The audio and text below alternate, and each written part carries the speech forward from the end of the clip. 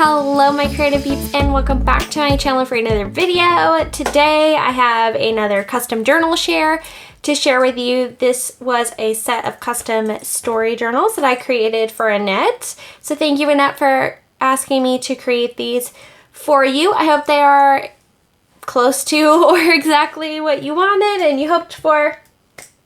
I had a lot of fun making these, but it was also very challenging because it's not quite my style, but you guys know I love a good challenge and I'm really happy with the way that they turned out. So I'll just get into it. Annette asked me to create a couple of story journals. Basically, she wanted a story of a missing person mixed with a secret garden type story, which I thought was really interesting and very cool. So that's what we did. The first journal is kind of based in the 50s, so it's like more vintage style, and then we go into the second one, which is modern day, where the mystery is solved. So let's just get into it.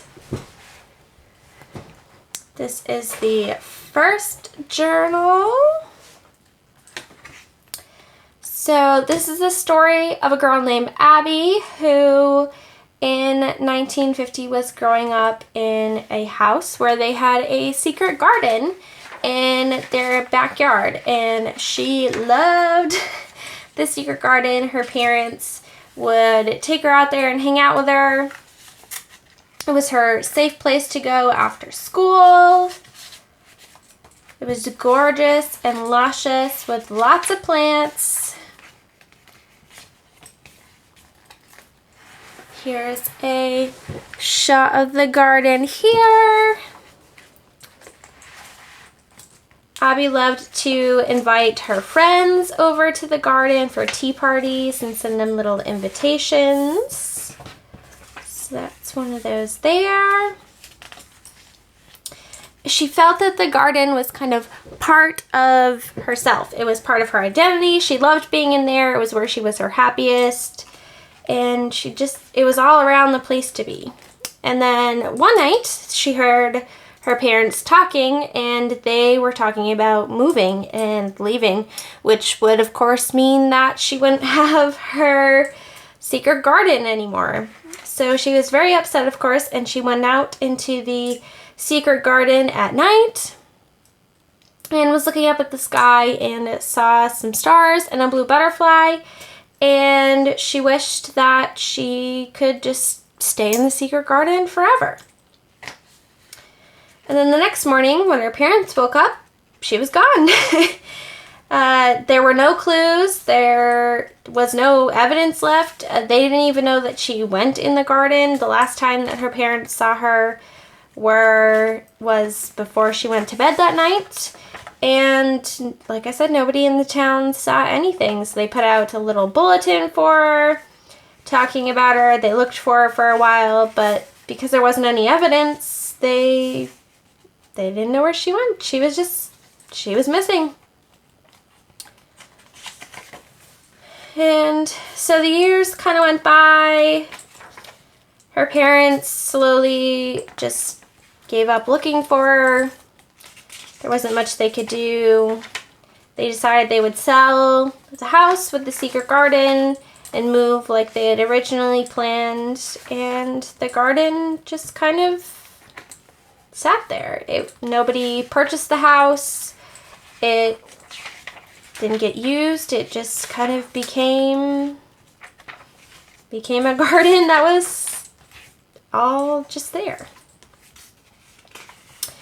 Until one day, somebody looked at the house.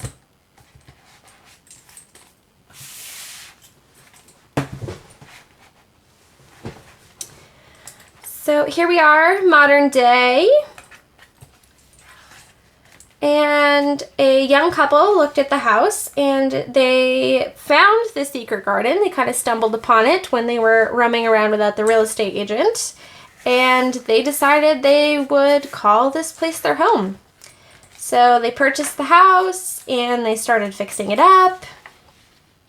And to celebrate their new home, they had a little bonfire out back in the garden, just to hang out and chill. And then all of a sudden, they noticed a blue butterfly, which they thought was weird because it was the middle of the night. And in kind of a mysterious night sky flash appeared a woman. And this woman was Abby.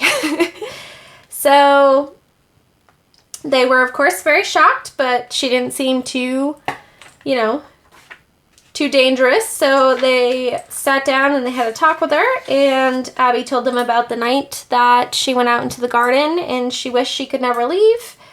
And she was just kind of transported into a different part of the secret garden, and it was like a magical, happy place, just like the garden had always been to her. But she didn't really age.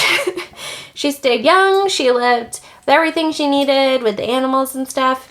And she had a great time. And nobody had shared the passion for the garden that Abby had until this young couple bought the house. So that's why she came back. And so Abby just kind of hung out in the garden with the new owners. They created the garden back into a very tranquil, relaxing place to hang out. They planted all kinds of new gorgeous flowers, and that's just kind of how it exists now.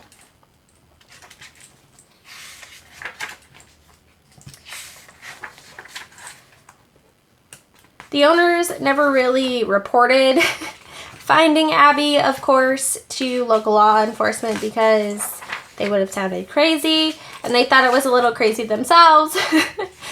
But so Abby's still remains missing to this day, but she's not really missing because we know what happened to her. She lives in the garden where she wanted to, and I mean, what more could you really ask for, right? And that includes the story of Abby, the missing person.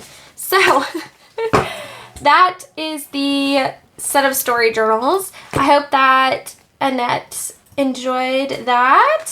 So I'm just going to go over the actual journals and what's in them for a second now that the story is over. So inside the journals, I used a lot of papers and magazine images and things that Annette had sent me that she wanted me to include. I mixed that with my own vintage printables, real vintage ephemera. This is real vintage ledger. She sent me this graph paper to use. I used Midori MD paper and just other cool things. These were really fun to put together.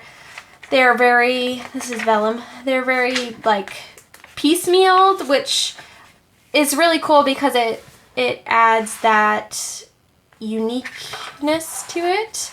It's very difficult sometimes to put these story journals together, but once I kind of started piecing things together, they just fall into place, and it's really, really fun. I used some kits from Digital Curio, I believe. If that's wrong, I'll fix it on the screen. But I just collaged together some different things to make these types of pages that were in here. Again, just more vintage things. I think these are from Nick the Booksmith. And then I just collaged this together. There's a tuck spot here. There's hidden pockets. So I tried to keep it a good amount of journaling space along with the decorative pages, of course. I love this vellum. It's so pretty. So there's that. This is more paper that Annette had sent. And yeah, they were really, really fun to put together. These are B6 inserts. I don't think I mentioned that. We have a vellum pocket here. A tuck spot. This is vellum. She was from a magazine image, and I left the quote that was on the back. I thought that was great.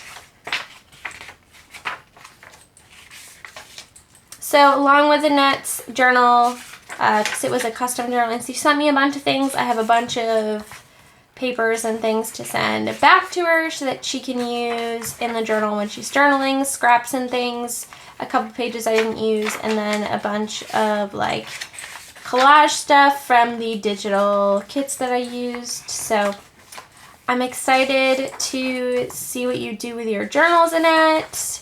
Thank you so much for asking me to make these for you. Again, totally out of my comfort zone, but that's something I love. And yeah, that's it for me today, you guys. I'll be signing these off.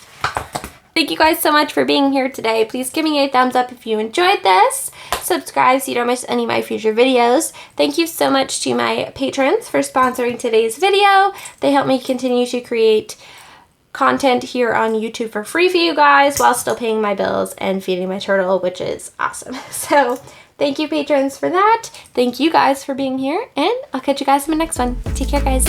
Bye.